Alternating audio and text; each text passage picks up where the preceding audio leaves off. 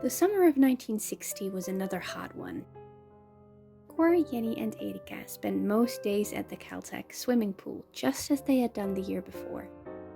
On August 16th, they went to a concert at the Hollywood Bowl, an amphitheater in the Hollywood Hills. It had been a wonderful experience, almost as beautiful to see as it was to hear it. Even though they hadn't gone into LA often, they did visit it more in these last couple of months to make sure they'd seen everything there was to see.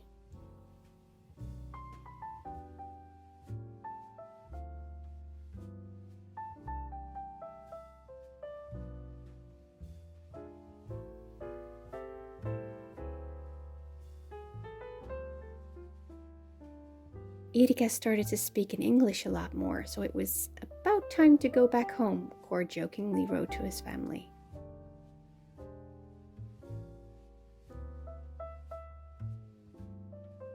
There wasn't much news to report on other than that time was flying. They spent lots of it with their friends and went on many trips.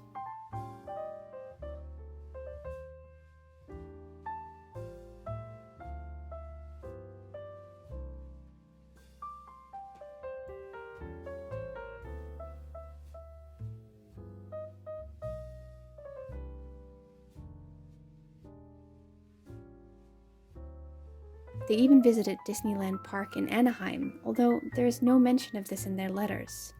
There are pictures to prove it, though.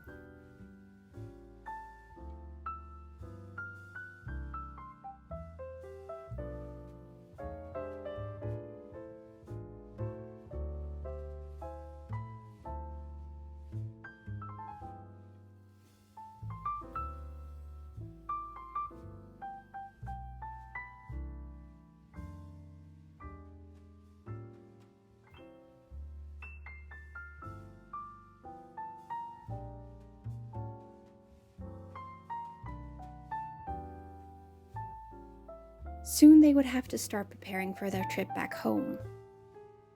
They had to leave the United States before November 28th. Unfortunately, they wouldn't be able to take their car with them to the Netherlands, but they'd already found some acquaintances willing to take it off their hands.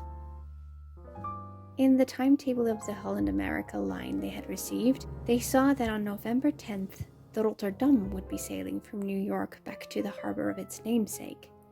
The Rotterdam had been finished a year before, and the ship had made her maiden voyage on September 3, 1959. None other than Crown Princess Beatrix had been one of the passengers, and Jenny, who was a big fan of the royal family, was very interested in traveling with the exact same ship, if possible.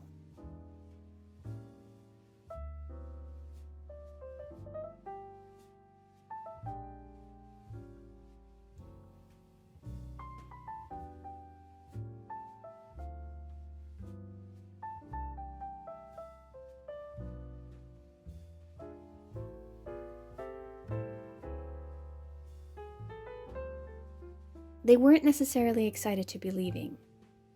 Especially the climate and the houses were things they were going to miss.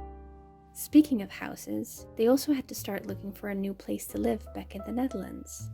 Just like there is now, there was a housing shortage at that time, so they weren't sure where they would end up living once they got back. Cor's mother was taking the matter into her own hands and wrote them in September that she had paid a visit to the housing department in Utrecht and they had offered them an apartment.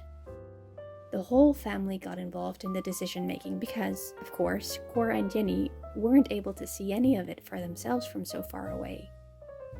Cor's mother described the layout of the apartment and area elaborately in a letter, and Cor's brother Jan drew a floor plan in his so they could get a better idea of where they might end up living.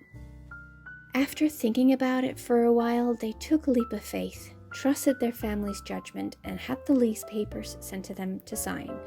The apartment building would be finished on October 15th, so they would be the first residents of Deliuslaan 112. They were excited to have a place and fill it with furniture of their own, finally. It would be their home for the next 10 years, and it was where Erika would become a big sister to Cor and Jenny's second daughter, Joke, on New Year's Eve, 1961.